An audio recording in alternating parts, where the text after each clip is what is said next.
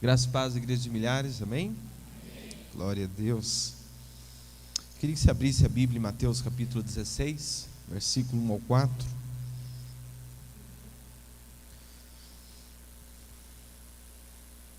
Mateus capítulo 16, versículo do 1 ao 4. Eu quero falar sobre os sinais do fim. Nós não vamos nos aprofundar muito hoje, até porque esse é um assunto bem profundo, bem amplo, né? Mas queremos já dar algumas pinceladas sobre esse tema tão importante e às vezes, principalmente nesses últimos tempos, a gente tem ouvido poucas pregações relacionadas à volta de Jesus, né? E essa é um dos ensinos mais importantes do Novo Testamento. O plano de Deus para a humanidade, especialmente a igreja e também Israel, ela tem uma conclusão. Amém? A volta de Jesus, o arrebatamento dos vencedores, a volta do Senhor Jesus, o estabelecimento do reino de Cristo sobre a terra. Então a gente não pode deixar de falar desse tipo de assunto, uma vez que ele é fundamental e é um assunto que deve não produzir medo, né? Já fiz parte de igrejas onde o assunto da volta de Jesus, muitas das vezes, ela produzia não reverência, não paixão, mas produzia terror, medo. Então as pessoas, em vez de ficarem felizes com o fato, com a verdade de que Jesus irá voltar, ficavam angustiadas, preocupadas, pesarosas, atormentadas com isso. E não é esse o objetivo. Nós devemos amar a vinda de Jesus, amém? É isso que Paulo diz. Nós devemos amar a vinda do Senhor, que há uma coroa reservada para todos aqueles que amam a sua vinda, amém? Eu quero falar então hoje um pouco sobre alguns sinais que nós não devemos, que nós temos condições de perceber claramente, sinais que apontam para a proximidade, para a iminência, né, do retorno de Jesus Cristo. Amém, queridos? Então vamos ler esse texto. Esse texto diz assim, Jesus falando, né? E diz o seguinte: aproximando-se os fariseus e os saduceus, tentando, pediram-lhe que lhes mostrasse um sinal vindo do céu. Ele, porém, lhes respondeu: chegada a tarde, dizeis, haverá bom tempo, porque o céu está avermelhado, e pela manhã, hoje, haverá tempestade, porque o céu está de um vermelho sombrio. Sabeis, na verdade, discernir o aspecto do céu, e não podeis discernir os sinais dos tempos? Uma geração má e adúltera pede um sinal, e nenhum sinal lhe será dado, senão o de Jonas. E deixando-os, retirou-se. Então algo muito interessante acontece nesse texto, quando Jesus trava um diálogo com os fariseus, com os religiosos daquele tempo, e Jesus ficou maravilhado, porque percebeu que os religiosos, eles eram capazes de olhar para o céu e de conhecer, de perceber, de ler os sinais que eram visíveis no céu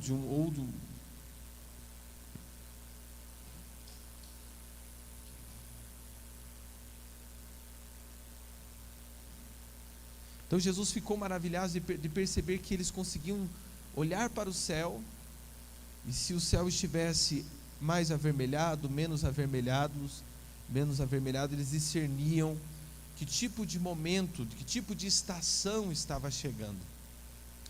E eles conseguiam perceber esses sinais e determinar a estação, mas não tinham condições ou não puderam ler o sinal da presença de Cristo ali na terra como Messias.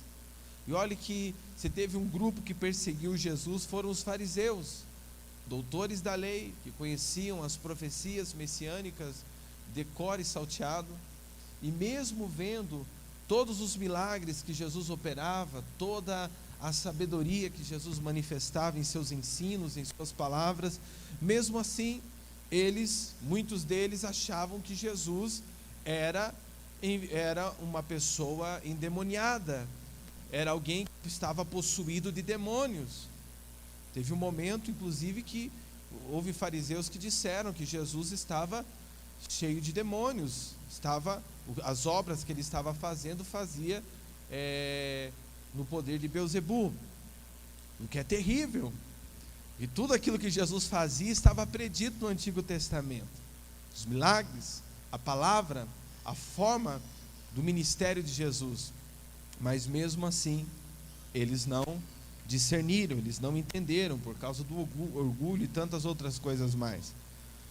Então Jesus ficou admirado deles conhecerem as estações, apenas olhando para o céu, mas não discernirem que ele era o Messias. Então o que Jesus disse aos fariseus há 2000 anos atrás, é verdade para nós também agora, irmãos, porque nós podemos ler os sinais do tempo, nós temos condições de perceber que a vinda de Jesus está se aproximando, tanto porque a Bíblia afirma que Jesus voltará, mas também por causa dos sinais que estão se manifestando cada dia mais no nosso tempo, e que estão demonstrando que a vinda do Senhor se aproxima mais e mais. Então agora infelizmente há muitas pessoas que elas se fazem de cego em relação a isso. Os sinais estão se manifestando, mas ela continua vivendo o mesmo estilo de vida, continua com as mesmas prioridades, prioridades fora do propósito de Deus, apesar da vinda de Jesus estar próxima, apesar de haverem sinais claros de que Jesus está voltando. Então os fariseus não liam os sinais claros da primeira vinda de Jesus, e muitos crentes hoje estão cegos para os sinais claros que apontam para a segunda vinda de Cristo. Diga assim: eu quero ser alguém atento aos sinais da vinda de Jesus, porque eu amo a vinda de Jesus. Eu creio que o Senhor Jesus irá voltar. Amém, meus irmãos? Então eu quero compartilhar aqui 4 sinais espirituais que são claros em relação à vinda de Jesus. 4 sinais que nós não podemos ignorar. E o primeiro sinal de que Jesus está para voltar, né? Jesus está para vir, é o renascimento de Israel. Amém? Diga: o renascimento de Israel. Não é à toa, irmãos, que nós ouvimos falar tanto, constantemente, de uma nação assim tão pequena, né? Uma nação do tamanho do Sergipe, e apesar de ser tão pequena, ela ocupa os noticiários. Nós sempre estamos ouvindo alguma notícia, ou vendo alguma notícia relacionada à nação de Israel, porque a nação de Israel, ela tem um papel muito importante no plano de Deus, relacionado à segunda vinda de Cristo. Então a nação de Israel, ela foi destruída no ano 70 depois de Cristo. Talvez você saiba disso, se não sabia, agora está sabendo, né?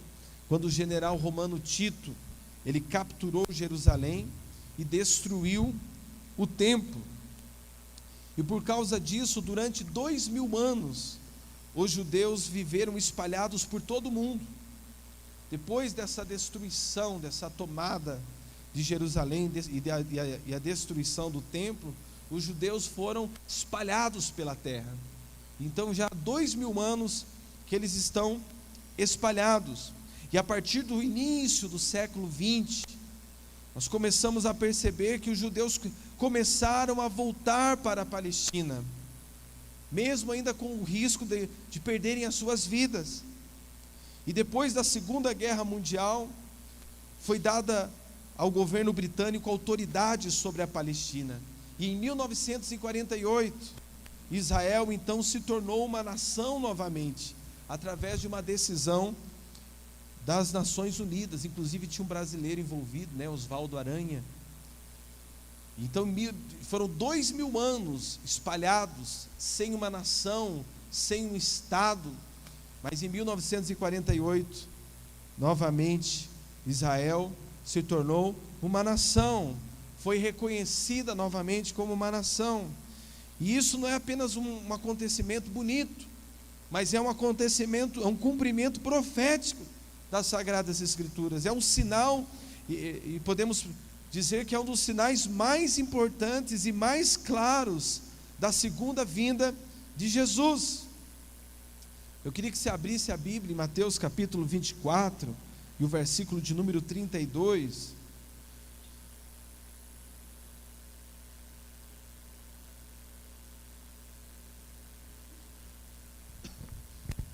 Olha o que diz esse texto: aprendam a lição da figueira, quando os seus ramos... Só antes de eu continuar, esse capítulo 24 de Mateus faz parte do sermão profético, onde Jesus traz vários ensinos para os seus discípulos relacionados à segunda vinda de Cristo, à sua segunda vinda. E dentre esses ensinos tem essa parte que ele fala da figueira, que representa Israel. E ele diz: aprenda a lição da figueira, quando os seus ramos se renovam e suas folhas começam a brotar, vocês sabem que o verão está próximo. Assim também, quando virem todas essas coisas, saibam que ele está próximo às portas. Então, o que está acontecendo com Israel desde 1948 é um sinal, ou o maior sinal que nós temos de que a volta de Jesus está próximo. Jesus disse nesse texto que eu li para os irmãos, para nós ficarmos atentos à figueira. Quando já os seus ramos se renovam e as folhas brotam, devemos estar certos de que está próximo o verão.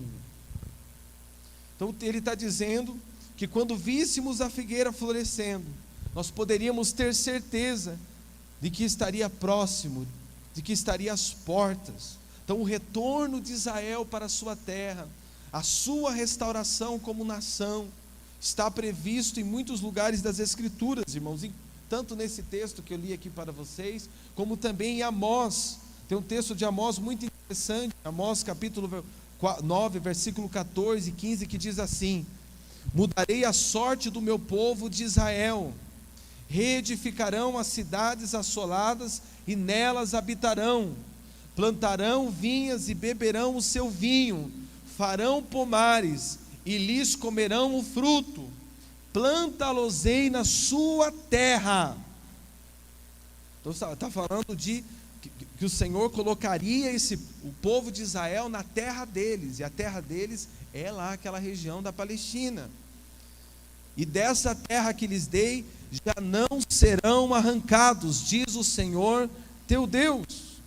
Tem algumas pessoas, alguns estudiosos que acham que essa profecia de Amós estava se referindo ao retorno de Israel depois do cativeiro na Babilônia, em 586 a.C. Porém, o texto está dizendo que uma vez que o Senhor trouxesse Israel para a sua terra, eles jamais seriam arrancados de lá. Mas como eu disse para os irmãos um pouquinho antes, no ano 70 depois de Cristo, o que aconteceu com Israel? Eles foram arrancados e espalhados da sua terra. Então essa profecia de Amós não pode ser atribuída, não podemos apenas aplicar ela com o retorno da Babilônia. Há um sentido profético que tem se cumprido desde 1948, quando a nação de Israel foi novamente reconhecida como nação, e começou a haver um grande movimento de retorno para aquela terra por parte dos judeus. Amém?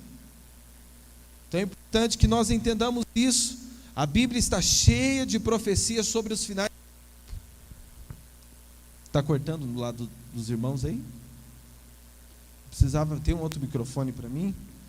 Daí se cortar os irmãos não vão entender. Pode ser até com fio mesmo.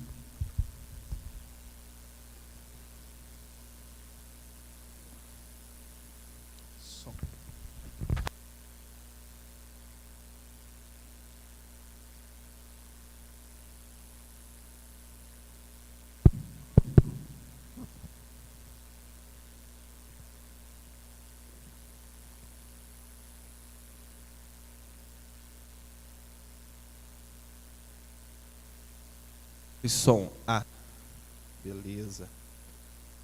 Então, retomando, o que tem acontecido com Israel desde 1948 é o cumprimento dessa profecia de Amós, é o cumprimento da palavra profética de Jesus, Mateus capítulo 24. Então a Bíblia está cheia de profecias sobre os finais dos tempos e profecias que envolvem Israel. Então até 1948, essas profecias não faziam sentido. Os teólogos, inclusive, do século XIX, eles não conseguiam entender como as profecias desse texto, tanto o texto de Amós como esse texto de Mateus, como que essas profecias se cumpririam. E como nós percebemos, irmãos, a sobrevivência do povo judeu é um milagre.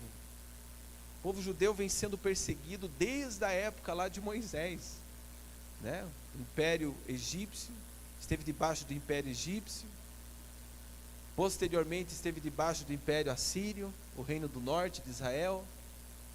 Depois temos o reino do sul de Israel debaixo do Império Babilônico. Depois passa para as mãos do Império Persa.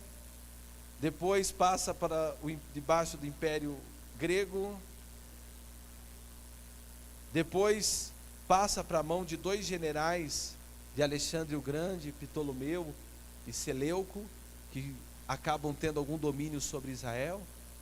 Tem um período de 100 anos mais ou menos de uma certa paz, e depois volta para baixo do Império Romano novamente.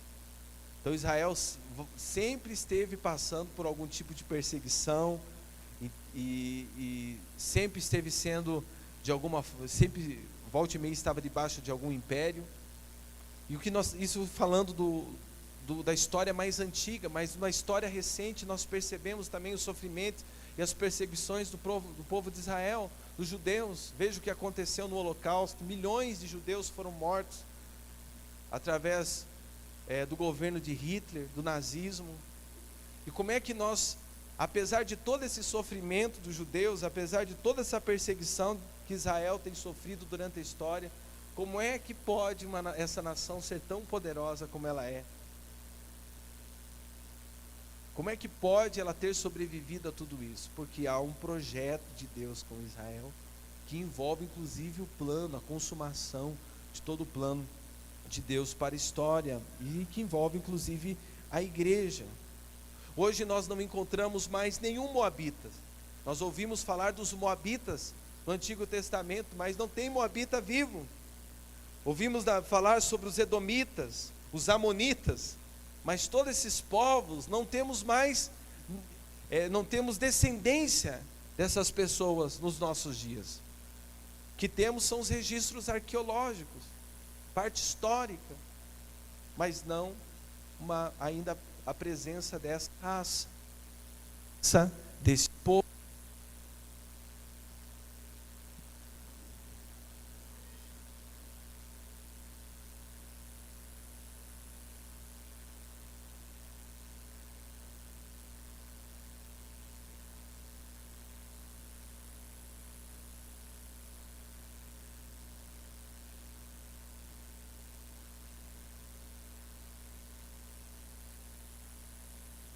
Som. Beleza. De novo.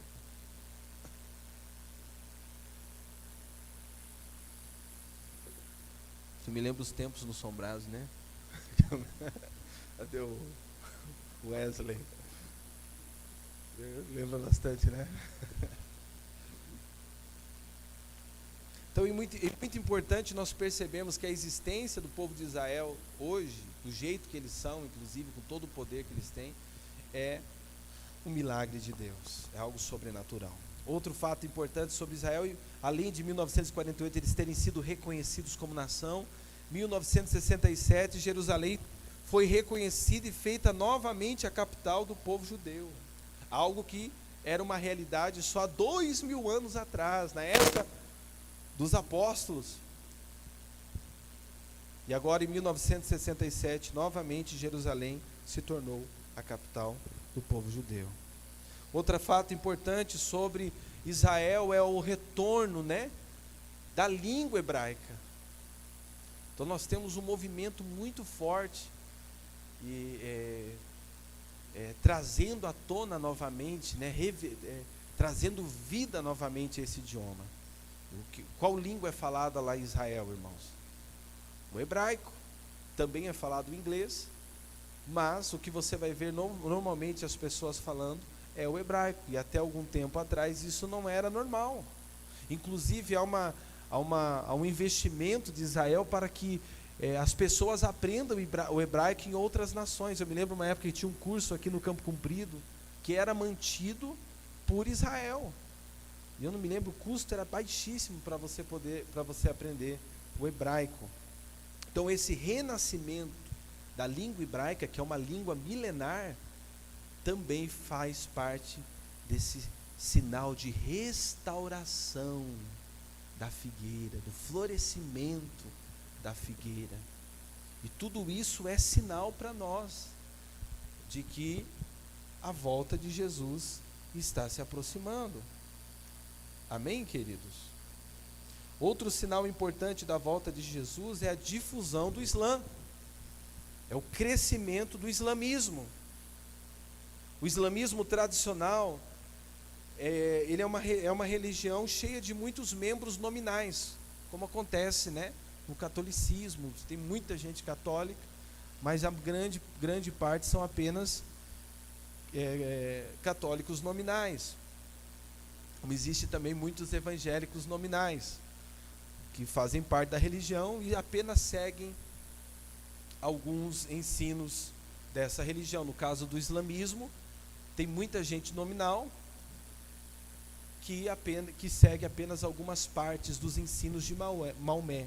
Por outro lado, existe um grupo de muçulmanos que são conhecidos como uma parte radical do islamismo, que inclusive eles abraçaram a ideia, né, de uma guerra santa, de um jihad, né, contra os Estados Unidos e contra todo o mundo ocidental. Isso não é algo longe dos nossos olhos. Volta e meia nós temos uma notícia de um ataque terrorista feito por radicais do islamismo, e que eles estão defendendo de alguma forma os ideais radicais da religião deles. Então nós percebemos que o islamismo está crescendo, e não só o islamismo nominal, mas também esses grupos radicais militantes do islamismo estão crescendo muito. Isso é um sinal dos tempos. Depois dos ataques ali de 11 de setembro, não há um dia sequer em que não haja na mídia notícias sobre o Islã. Inclusive palavras relacionadas ao islamismo ficou algo comum para nós. Al-Qaeda, Talibã, Hamas, Fatah, Sharia. Esses tipos de palavras estão ficando comuns, porque nós estamos ouvindo bastante noticiário relacionado ao islamismo, ao crescimento do islamismo, aos grupos radicais, ao terrorismo que está relacionado a esses grupos radicais do islamismo. Inclusive há muitas nações islâmicas que têm um ódio gigantesco em relação a Israel. E aqui que tem a ligação com o sinal da volta de Jesus. Teve um caso interessante que quando Mahmoud Ahmadinejad, ele se tornou o presidente do Irã em 2005, uma das frases espantosas que ele falou, que expressam esse ódio de Israel, foi a seguinte: Israel é uma mancha vergonhosa que deve ser varrida da face da terra. O próprio presidente de uma nação, presidente do Irã, expressou o ódio que não era só dele, mas da própria nação em relação a Israel. Agora isso, irmãos, não deve nos surpreender, porque a Bíblia prediz que no fim dos tempos, preste bem atenção nisso, no fim dos tempos, todas as nações do mundo iriam atacar Israel. A Bíblia não só fala desse movimento das nações contra Israel, mas fala inclusive do número de soldados que estariam envolvidos numa grande guerra contra Israel. Ezequiel capítulo 38, versículo 15 e versículo 16, veja o que esse texto diz: virás, pois, do teu lugar, dos lados do norte, tu e muitos povos contigo, montados todos a cavalo, grande multidão e poderoso exército, e subirás contra o meu povo de Israel como nuvem para cobrir a terra. Nos últimos dias hei de trazer-te contra a minha terra, para que as nações me conheçam a mim, quando eu tiver vindicado a minha santidade em ti, ó Gog, perante elas. Aí em Apocalipse, capítulo 9, versículo 16, esse texto de Ezequiel fala desse movimento de todas as nações vindo contra Israel. Apocalipse, capítulo 9, versículo 16, diz assim, diz o número dos exércitos da cavalaria era de 20.000 vezes 10 milhares, que dá 200 milhões. Então a Bíblia é muito clara, através dessas profecias, mostrando um movimento de nações que se levantariam contra Israel. E o que nós estamos percebendo já há algum tempo, isso desde o nazismo, mas fortemente agora com o islamismo, estamos percebendo um movimento contra Israel, se levantando contra Israel. E isso é um sinal do que, irmãos? Do fim dos tempos, é um sinal de que a volta de Jesus está se aproximando. Todos nós estamos conscientes, de uma forma ou outra, da propagação do Islã em todo o mundo. Na Grã-Bretanha, há mais mesquitas do que igrejas.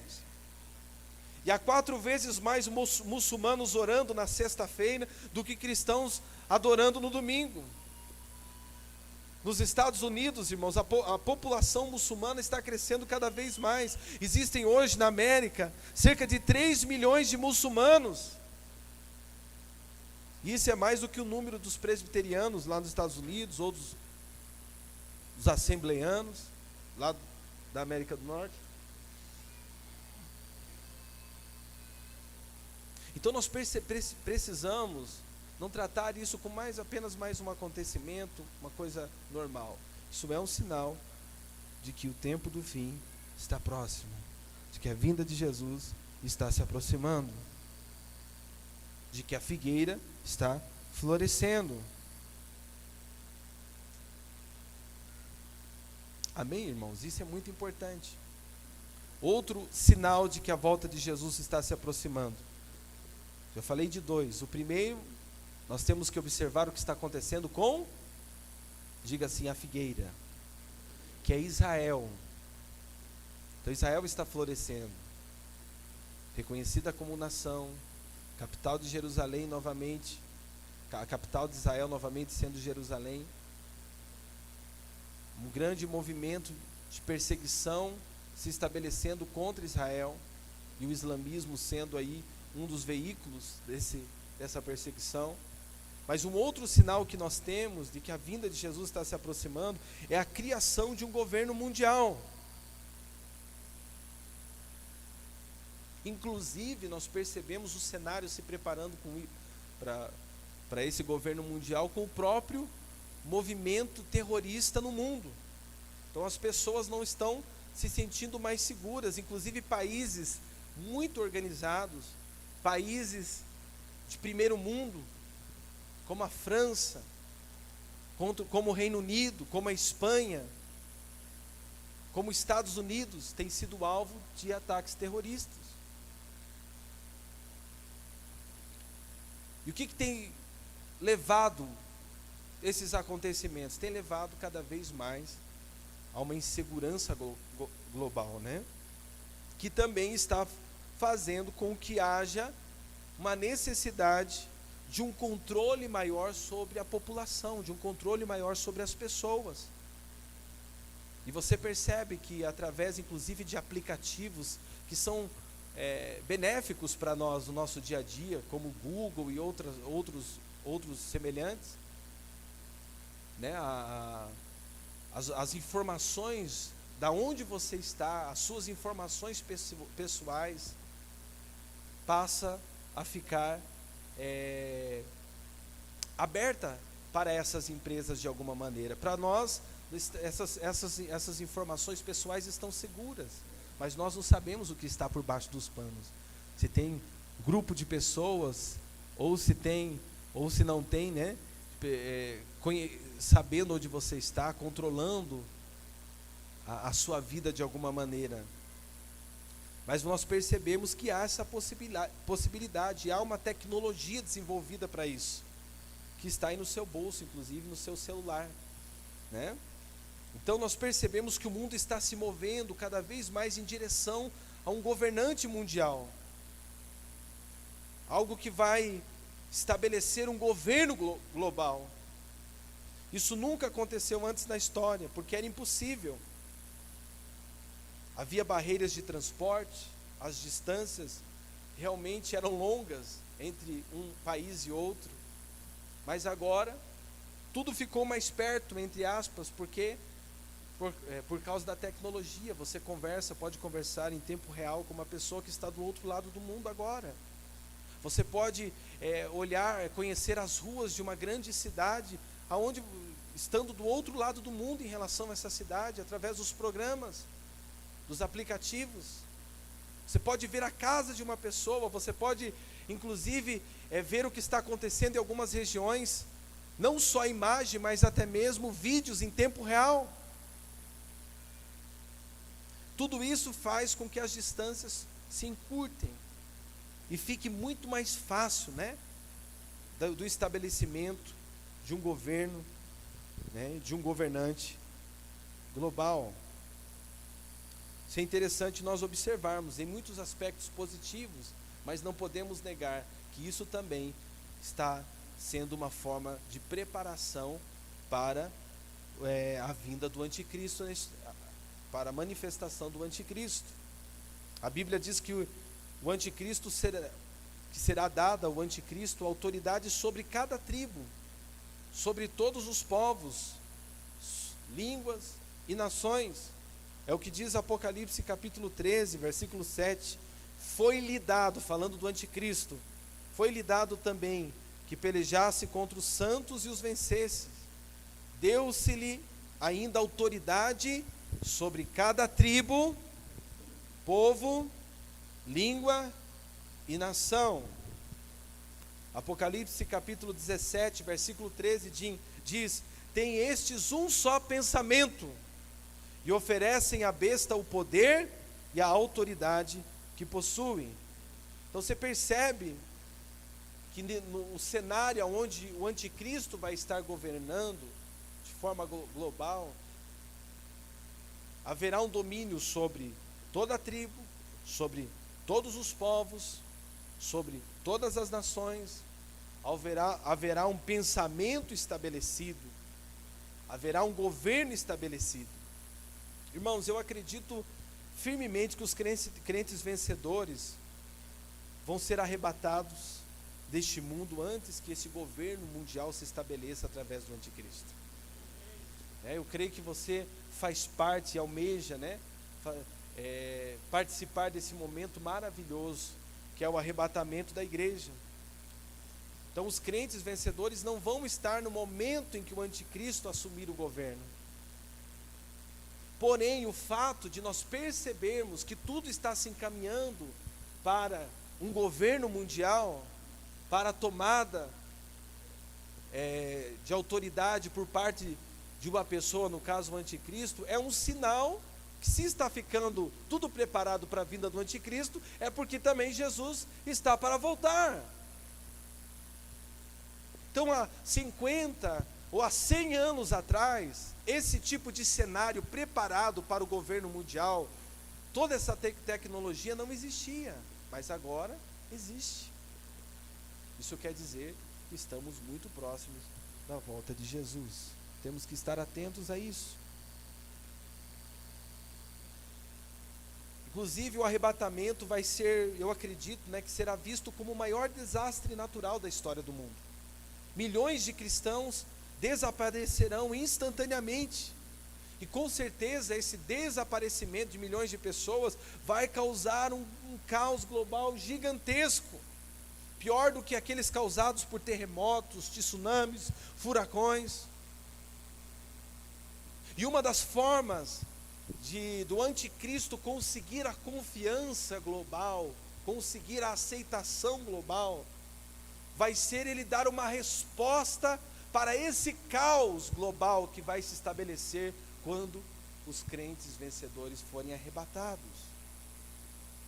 E possivelmente será nesse momento que o anticristo vai entrar em cena e vai ser aceito por todas as nações como uma solução maravilhosa para a situação caótica do mundo. Em Apocalipse capítulo 13, nós lemos que esse líder, ele vai exigir que todos tenham algum tipo de marca em suas mãos, ou nas suas mãos, ou nas suas frontes, e que essas marcas vão ser o requisito para eles poderem comprar ou poder venderem.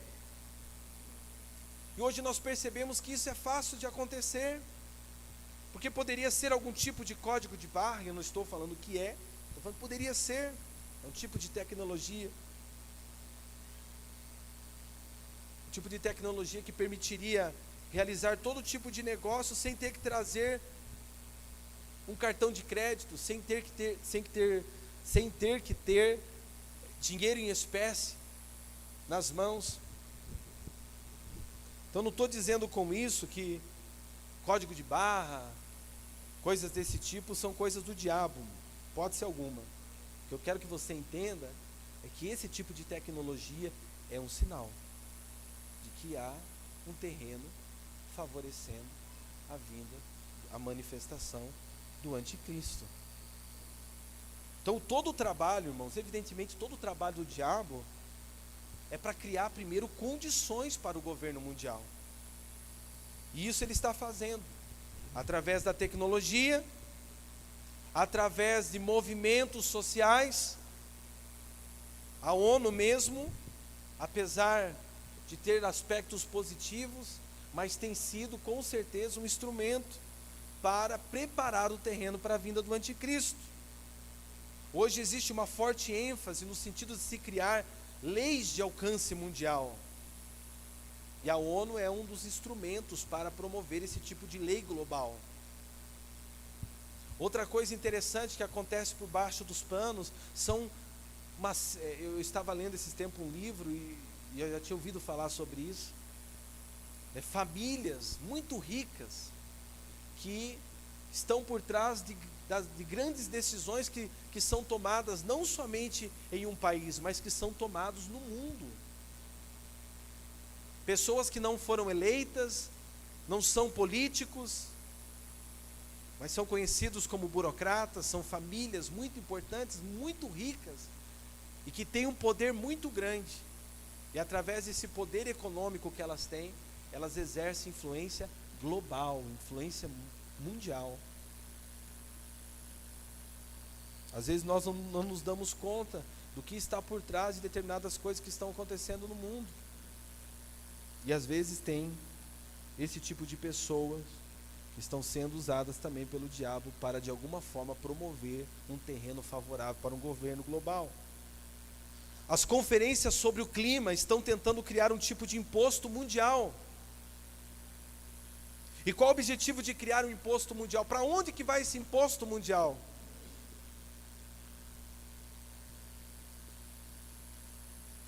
Esse imposto, o objetivo dele é porque eles vão precisar manter um governo mundial. E provavelmente esses tipos de impostos globais, eles vão ser destinados para a manutenção de um governo mundial. Já está em andamento a implantação de chips de computador nas pessoas. Já tem pessoas que receberam algum tipo de chip no seu corpo. Isso já é comum em animais domésticos, como cachorro. O problema não é o chip, né? Alguns irmãos às vezes acham que o chip é o número da besta. E o problema não é com o chip. A questão é a tecnologia envolvida que está preparando o cenário da vinda do anticristo. Outra coisa interessante, muitos crentes imaginam que a ação do anticristo vai ser algo forçado, imposto sobre as pessoas, contra a vontade delas. Mas isso é um engano. Você acha que o governo de Hitler foi imposto sobre as pessoas no início? Não, ele chegou ao governo de forma, entre aspas, legítima, segundo a lei, de forma democrática. Mas como é que ele fez para chegar ao poder? De forma astuciosa. Ele foi modificando as leis ao seu favor, até que no fim ele pudesse democraticamente ser eleito pelo povo. Então o anticristo também vai fazer dessa maneira. Ele vai trabalhar por baixo dos panos, preparando o cenário até que as pessoas aceitem, até que as pessoas reconheçam a sua liderança. E a melhor forma dele ter pessoas que vão lutar por ele, que vão defender os seus ideais, é elas serem conquistadas, ele conquistar a confiança delas. E é isso que o anticristo vai fazer, inclusive naquilo que eu estava falando para os irmãos, o arrebatamento da igreja, ele trazendo soluções para o caos gerado através disso e tudo mais. Então isso é um sinal da volta de Jesus. Você percebe que há ou não um grande avanço na ciência, irmãos? Há ou não há? Existe, com certeza. Está no seu bolso, como eu disse, seu laptop. Agora tem um outro sinal da volta de Jesus, e é o último sinal que eu quero falar, antes de eu concluir a mensagem, que é a multiplicação da iniquidade. Então, quais os sinais que eu falei até agora, irmãos? Israel, como figueira florescendo. A perseguição contra Israel e o islamismo como sendo um dos principais veículos disso. E o governo global. Agora, existe um outro sinal que é a multiplicação da iniquidade. O Senhor Jesus foi muito claro quando ele disse que nos últimos dias a iniquidade se multiplicaria. Sempre houve pecado, né? Uma vez o pecado entrou no mundo, sempre houve pecado. Mas no tempo que nós estamos vivendo, a proporção, a dimensão, a propagação é muito maior. Muito maior. Mateus capítulo 24, versículo 12, diz: e por se multiplicar a iniquidade, o amor se esfriará de quase todos. Então, não é surpresa para você, não é surpresa para nenhum de nós, o grande aumento da pornografia. Tem países, inclusive cristãos,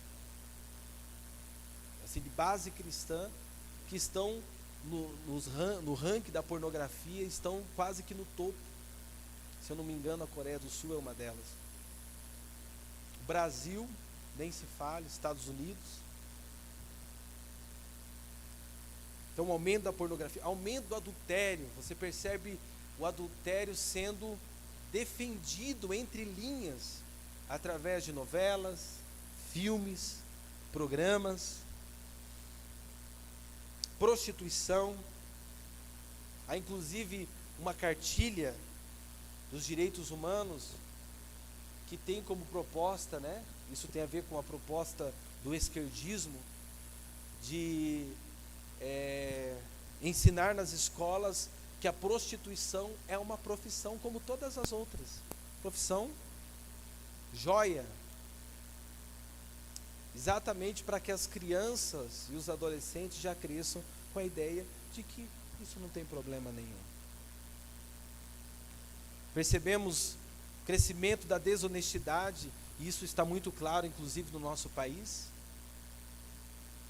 Nunca houve na história do nosso país, né, tanto político corrupto, e se houve nos outros tempos, pelo menos está sendo muito mais claro agora para nós.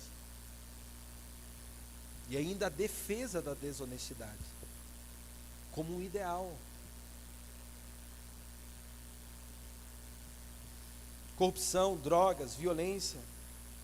Então o pecado ele tomou uma nova dimensão, uma proporção muito grande. Você percebe que os valores foram completamente invertidos, irmãos. O bem passou a ser mal, e o mal passou a ser bem. Hoje você vê gente famosa se gabando das fotos pornográficas publicadas na internet. Você vê constantemente homossexuais se sentindo ofendidos quando são chamados de pecadores. Na verdade, quando alguém diz que o homossexualismo é pecado, é rapidamente classificado como um homofóbico, intolerante, sem amor. E o pior é que nós percebemos um fator terrível acontecendo com os cristãos. É a acomodação mental com relação a esses assuntos. É uma coisa que vai acontecendo de maneira até inconsciente, é bem devagar. Você vai ouvindo tanto essas coisas, e às vezes por falta de fundamento da palavra, você vai ouvindo a opinião do mundo, o modo de pensar do mundo, que você começa a achar que é por aí, que não tem muito problema não. E daqui a pouco você está pensando, você só não é a favor porque você sabe que isso é errado, mas no fundo você acha que não é bem assim, que não tem tanto problema assim.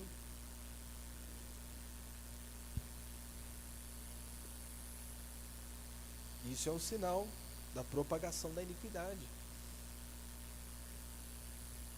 Você percebe que na maioria dos países que são ditos avançados, a lei protege quem mata a criança no ventre da mãe. Todo dia nós temos milhões de crianças sendo assassinadas através do aborto.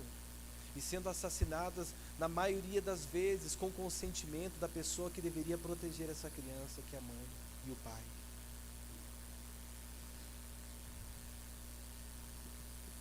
E você tem às vezes o Estado apoiando, o Estado ofertando esse serviço.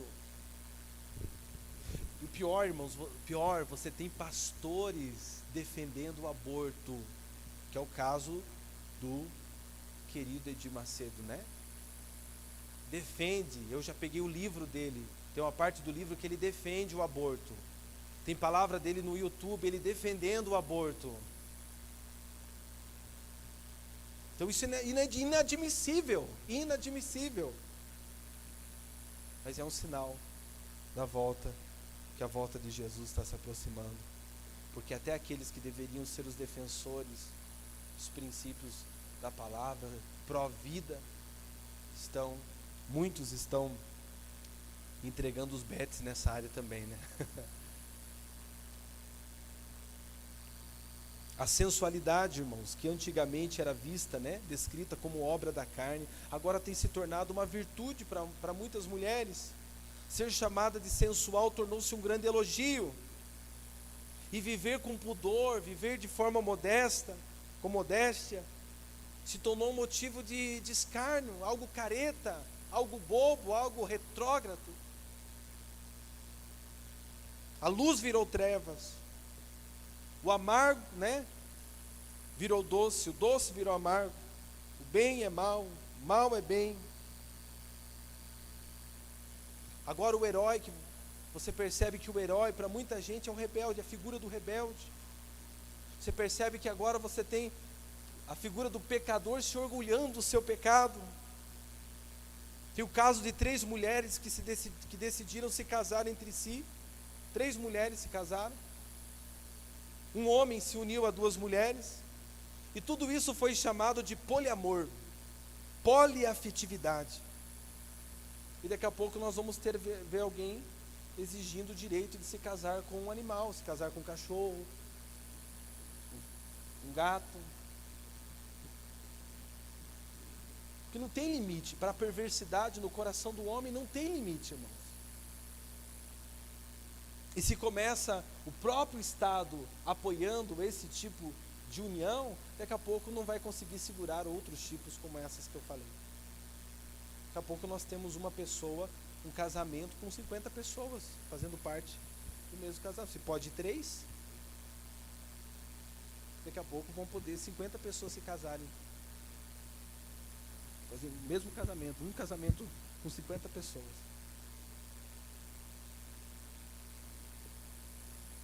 Então o pecado está se tornando virtude. Você percebe na televisão, quando alguém começa a falar palavrão num programa, Quando alguém começa a falar das coisas da vida pervertida que a pessoa leva, o que o público faz? Aplaude. No mundo bate palma. Porque o pecado passou a ser, entre aspas, uma virtude para muita gente. Então tudo isso é um sinal da volta de Jesus, irmãos.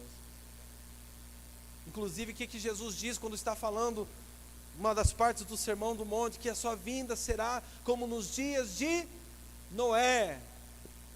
O que acontecia nos dias de Noé? As pessoas estavam envolvidas nos prazeres da carne apenas, envolvidas no pecado, até o dia em que Noé entrou na arca, e então veio o dilúvio.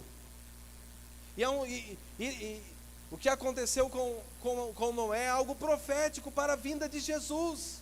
As pessoas estão seguindo os desejos pervertidos dos seus corações, mas haverá um dia em que a igreja, os vencedores, serão arrebatados, entrarão na arca, e então virá a grande tribulação, que é o dilúvio.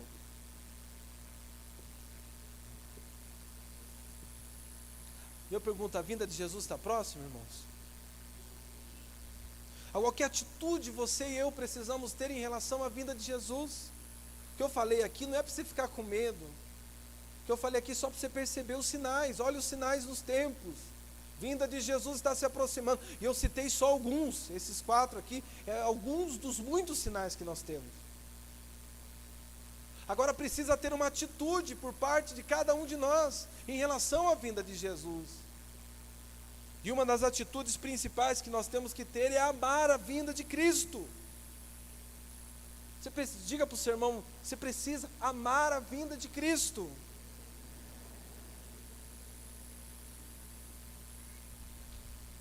Abra a Bíblia lá em 2 Timóteo, por gentileza, capítulo 4, versículo 8.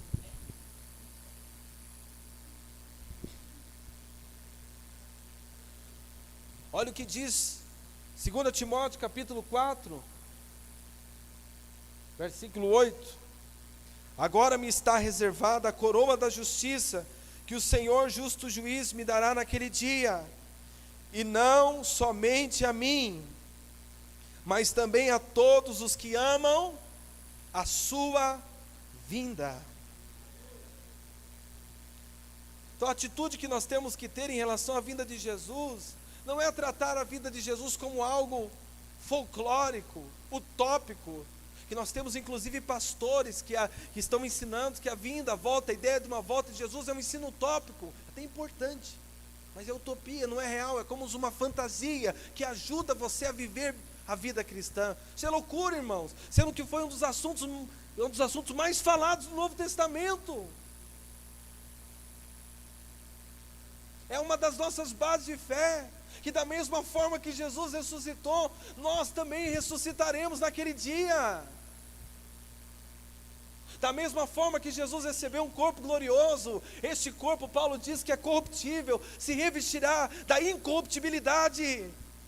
Nós teremos um corpo igual ao de Jesus.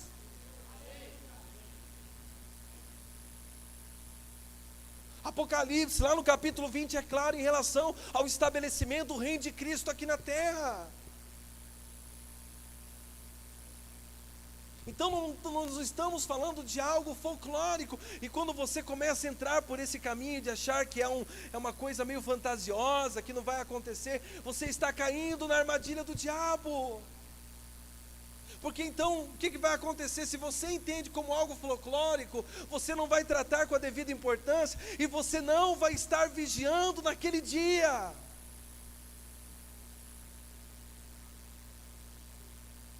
Então nós precisamos amar a vinda de Jesus, e amar a vinda de Jesus fala de nós vivermos a nossa vida, vivermos à luz dessa vinda, vivermos como se a vinda de Jesus estivesse acontecendo agora, porque a forma como você vai viver, o estilo de vida que você vai viver agora, vai ser o mesmo estilo de vida que você vai estar vivendo na hora que Jesus se manifestar, não tem por que ser diferente. Então quem ama a vinda de Jesus vai ter alegria em viver o estilo de vida de alguém que está esperando o Senhor para agora. Eu estou esperando Jesus para hoje.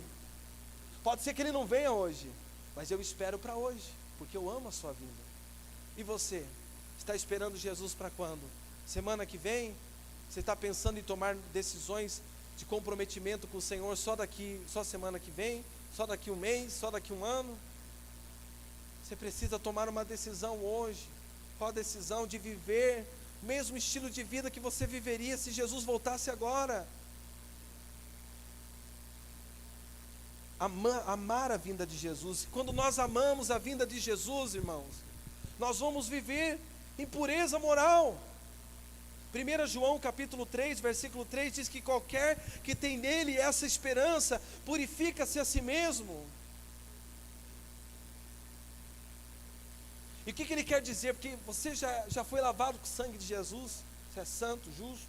Então o que ele quer dizer que aquele que tem essa esperança, né, do retorno de Cristo, vai purificar-se a si mesmo? Fala da administração, do cuidado, da mordomia que você tem com aquilo que entra dentro de você.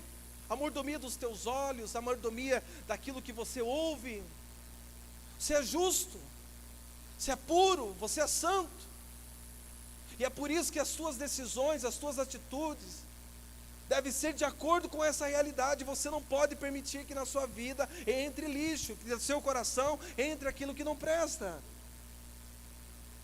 Então nós precisamos cuidar com os nossos olhos, aquilo que estamos vendo, os nossos ouvidos, o que estamos dando ouvidos. Isso fala de você amar a vida.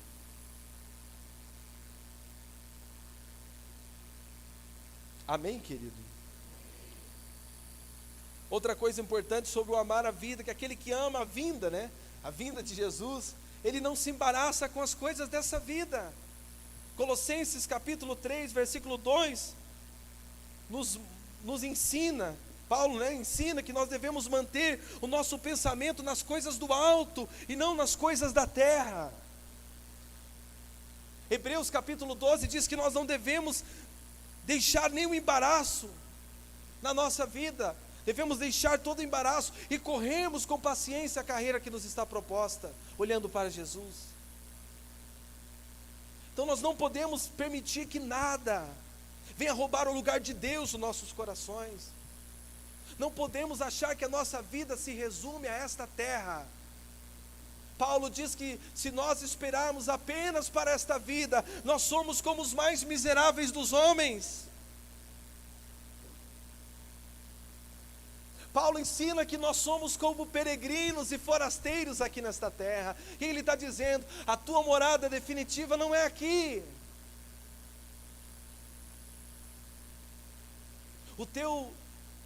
A tua cidadania real não é aqui, não é daqui. Você é da natureza de Jesus, querido. Você é da espécie de Jesus. Então a cultura que deve governar a sua vida é a cultura de Jesus, é a cultura do reino de Deus. O que deve almejar o teu coração principalmente são as coisas do Senhor. E quando eu falo das coisas do Senhor, não estou me referindo só a culto. Estou me referindo a princípios de vida. Amar a Deus sobre todas as coisas. De viver para a glória de Deus, trabalhar para a glória de Deus, estudar para a glória de Deus, cuidar da sua família para a glória de Deus, respeitar os seus pais para a glória de Deus. Isso é pensar nas coisas que estão de cima, isso é não se embaraçar, não se prender ao materialismo, à avareza, não estar apegado às coisas passageiras desta vida.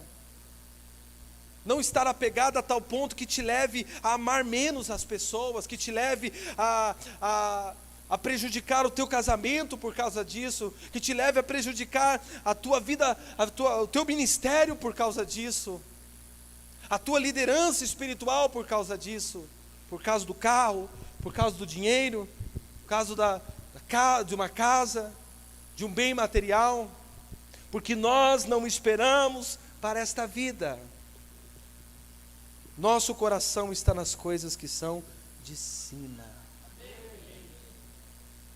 Amém, querido?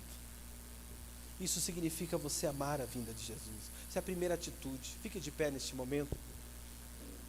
Segunda atitude que você tem que ter em relação à vinda de Jesus, que está se aproximando, em vista dos sinais que eu falei para você. Você precisa estar preparado. É o que diz em Mateus, lá capítulo de número 24, versículo 42.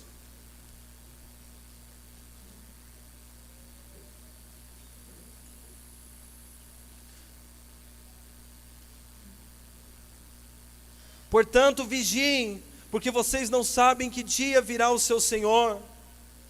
Repita após mim: portanto, vigiem, porque vocês não sabem que dia virá o seu Senhor. Tem um outro texto do apóstolo Pedro, que ele diz: sede sóbrios e vigiai, porque o tempo do fim está próximo. Então por que eu devo estar atento qual deve ser a minha atitude em relação à vinda de Jesus que se aproxima? Eu devo estar preparado para ela. Eu devo estar vigilante. Não é com medo, irmãos. Não é com medo. Não é como alguém que fez algo de errado e está esperando o Senhor chegar, está com medo da chegada do patrão, do chefe. Não, a ideia de preparação aqui é a preparação como da noiva, que anseia pela vinda do noivo, e se prepara, se adorna. Só que toda a ornamentação, todo o cuidado que ela tem, é pela paixão, é pelo amor que tem pelo noivo. A vigilância, a preparação é por causa dele, porque ama ele, e não porque tem medo dele. Essa deve ser a preparação, o vigiar daquele que ama a vinda do Senhor.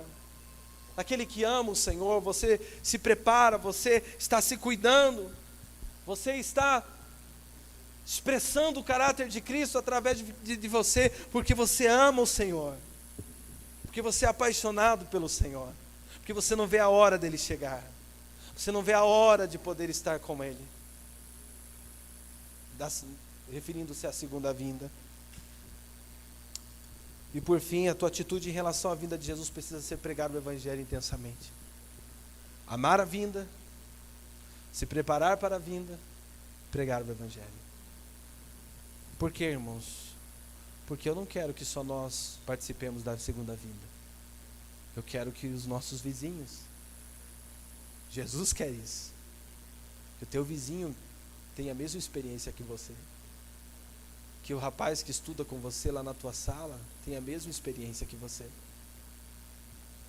E a única forma dele ter a experiência de poder participar da segunda vinda, ele tendo uma experiência de salvação, aceitando a Jesus. E quem vai ser o canal para que isso aconteça? É você, diga eu. É você mesmo. Você mesmo. A vinda de Jesus se aproxima, o que você vai fazer? Abrir o GE, urgentemente. Pregar o Evangelho para o teu patrão, urgentemente. Você já está enrolando muito para pregar para ele. Aquele colega que trabalha com você já está enrolando muito. Já está pensando, fala ou não fala, já faz quantos meses isso? A vinda de Jesus pode acontecer, e se acontecer agora, ele não vai ouvir o Evangelho de você. A não ser que você fique na grande tribulação. Amém, irmãos? Fecha os teus olhos. Nós vamos orar nesse sentido. Você precisa mudar o teu posicionamento em relação à vinda de Jesus. Paixão pela vinda, amor. Amor pelo noivo que vai vir. Aleluia. Aleluia. Aleluia. Feche os teus olhos. O que o Senhor tem falado com você, querido? Qual o teu posicionamento a partir de agora em relação à vinda de Jesus? Expressa isso em oração. Fala: Senhor, a partir de hoje eu decido amar a sua vinda, Senhor. Estar atento, ó Pai, aos sinais da sua vinda. Pai, eu quero estar vigilante, não com medo,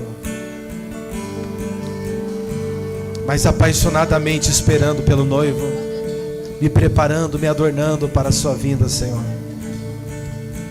Cuidando com os meus olhos, os meus ouvidos, com aquilo que vai entrar no meu coração. Deus, sabendo que a sua vinda se aproxima, eu decido me posicionar como um agente, como um canal, como testemunha do Evangelho, e pregar, ó Deus, para os meus vizinhos, pregar para os meus amigos, pregar para os meus colegas, meus familiares, pregar para o meu patrão, pregar para o padeiro, para o motorista do ônibus, porque eu quero que essa pessoa tenha a mesma experiência que eu vou ter, de que naquele dia que se aproxima, quando o Senhor voltar, essa pessoa suba junto comigo como um vencedor.